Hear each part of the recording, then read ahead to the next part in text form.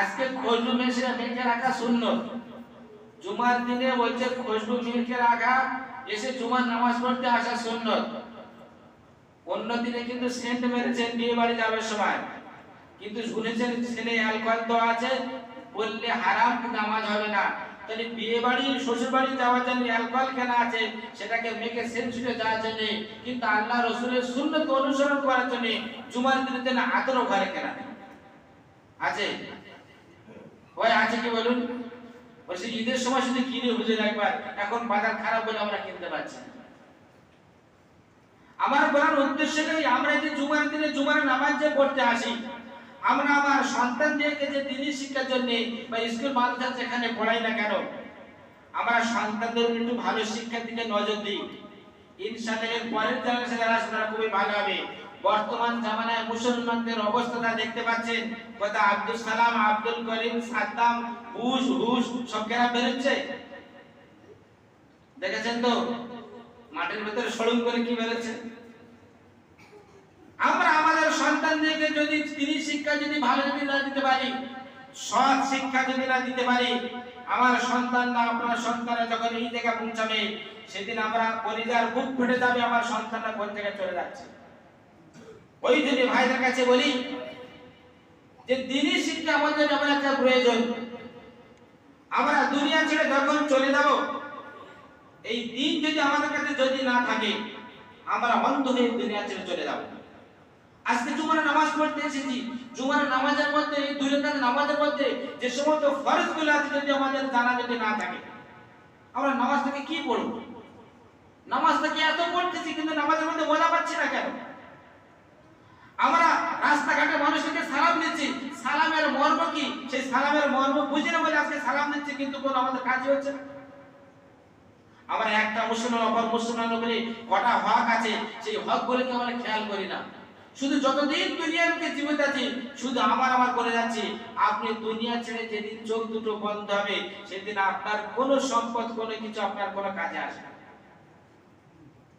আপনি দুনিয়ার বুকে যেটা খেয়েছেন, দুনিয়ার বুকে যেটা করেছেন, দুনিয়াতে জীবিত থাকা অবস্থায় যেটা দান সাদকা করে গেছেন, এটাই হলো আপনার সম্পদ, বাকি আপনার সম্পদ নয়।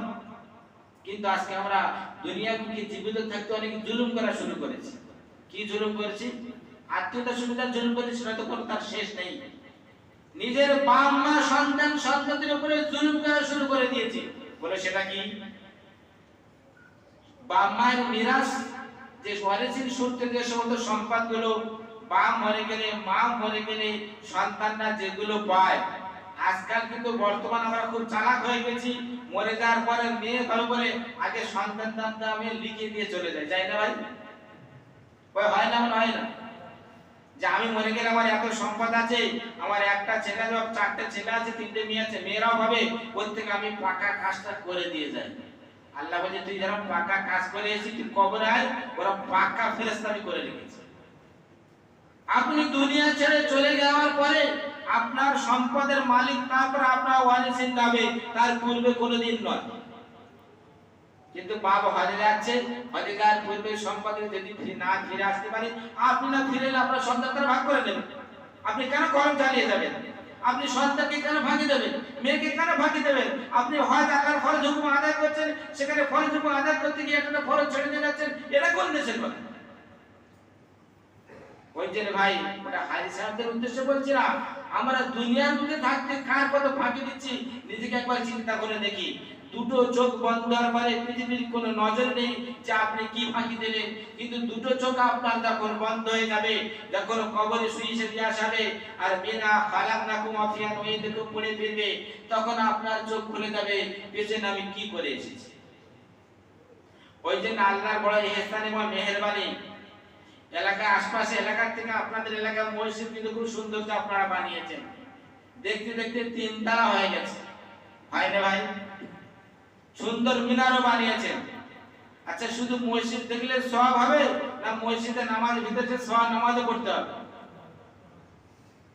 আপনাদের এলাকার ছেলেগুলো ভালো জায়গায় বিয়ে হবে, এক নম্বর কারণ নাকি যে যখন এলাকায় এসে দেখবে যে এত বড় মসজিদ, 3 তলা মসজিদ, তারপরে মিনার, তাই এই বাচ্চা থেকে নিয়ে বুড়ো পর্যন্ত সবাই নামাজ পড়ে, তাহলে মসজিদ বাড়বে কেন? এটা তারা দেখবেই। দ্বিতীয় নম্বর হলো যে এই এলাকায় যদি মেয়ে যদি বিয়ে দেয় আমি নামাজ পড়ে কিন্তু খুব আর মজা পাবো। কেন? যে লোক এলাকার লোক খুব ভালো, অনেক নামাজি, কিন্তু বেই সাহেব যখন মসজিদে আসবে, যখন নামাজ পড়ে থেকে মসজিদ তো তিনতলা, মসজিদের ভিতরে ফাঁকা। হ্যাঁ, মসজিদ এত বড়, ভিতরে তো ফাঁকা।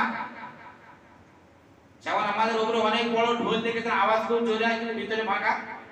তা আপনারা বড় করে বানিয়েছেন, ভিতরে দেখা যায় ফাঁকা। ওই জন্য জন ভাইদেরকে বলি এখন গর্ভবর্ষণ চলছে, কবে 15 আগস্টে পড়বে, তারপরে কাজ একটু পড়বে, পড়বে না ভাই? 15 আগস্টের আগে এখন বলছে 1.5-2 মাস বাকি আছে। এই 1.5-2 মাসের কিছু নামাজের যদি সূরা কেরাত যদি শিখারে যদি নিতে পারি, ফরজ নামাজগুলো যদি আদায় করতে পারি, ইনশাআল্লাহ নিশ্চয়ই আল্লাহ আমাদেরকে রুজি রোজগারে বরকত দেবেন, দেবেন না? তো ওই জন্য জন ভাইদের বুড়োদেরকে বলবে না এই বুড়োরা নামাজ আর পড়বে না। ওরা বলবে না হাঁটুকে ব্যথা, কোমর ব্যাকে না, বসতে পারি না, কি করে পড়বো? জন ভাইদের তোমাদের হাঁটুকে ব্যথা থাকলে কিন্তু মরতে পারবে, বসতে না পারলে জোর করে বসতে পারবে। তো জন ভাইদের কাছে বলি যাদের বয়স 40 থেকে নিয়ে আর 16 পর্যন্ত, 16 থেকে নিয়ে 40 এমন ভাইদেরকে দাওয়াত দেবো যে কমসে কম মসজিদে আসবেন তো বলুন ইনশাআল্লাহ। জনদের দরকার বেশি, এই বুড়োদের কোনো কাজে আসবে না। আর আল্লাহ রাসূল এই জন্য বলেছেন কোন বুড়ো জান্নাতে যেতে পারবে না, কোন বুড়ো জান্নাতে যেতে পারবে না।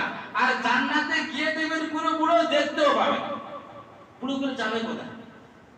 আল্লাহ রাব্বুল আলামিন সেদিন এমন দিয়ে দেবেন যে সেখানে কোনো বুড়ো থাকবে না, সব জন হয়ে যাবে। আজ পৃথিবীর বুকে তার নমুনা দেখিয়ে দিয়েছে, পৃথিবীর বুকে আর আমরা 50 বছর হইতে বুক ফেপড়ে যাবে, হাঁটতে পারবে না, আ করবে। তাদের 80 বছরের লোককে দেখবে যেন 30 বছরের যুবক যুবতী হচ্ছে। আল্লাহ রাব্বুল আলামিন দুনিয়ার বুকে তার নমুনা দিয়ে দিলেন যে দেখো আমি বানাতে পারি কিনা। যখন তোমরা দুনিয়া ছেড়ে চলে যাবে, তোমাদের যখন জান্নাতে দেওয়া হবে, সেদিন তোমরা 30-32 বছরের যুবক হবে, সেদিন তোমরা কেউ বুড়ো থাকবে না। আমরা সবাই যুবক হব ইনশাআল্লাহ, জন হব তো। বুড়ো যারা বলুন, বুড়োর কিছু বলছেন। আপনারা জান্নাতে গেলে জান্নাতে যেতে চাচ্ছেন, জান্নাতে গেলে সব জন যুবক হয়ে যাবেন। বলুন ইনশাআল্লাহ আমরা সবাই যুবক হতে চাই, বলুন না ভাই? লজ্জায় বলতে পারছি না, বুড়ো হয়ে গেলে যুবক হলে যদি বলে ছেলেটা যদি বলে আবার দিয়ে দেবো, আরো ঝামেলা বাড়বে। তা ওই জন্য ভাই বলি, আমার চাচাদের কাছে বলি যে যদি জান্নাত থেকে হতে পারেন সেখানে চিরস্থায়ী সুখের সঙ্গে বসবাস করবেন, সেখানে কোনো প্রবলেম হবে না। ওই জন্য আমরা প্রত্যেকেই মসজিদকে যেরকম অন্তর দিয়ে ভালোবাসি, ওরকম আবাদ করার জন্য প্রত্যেকে ভালো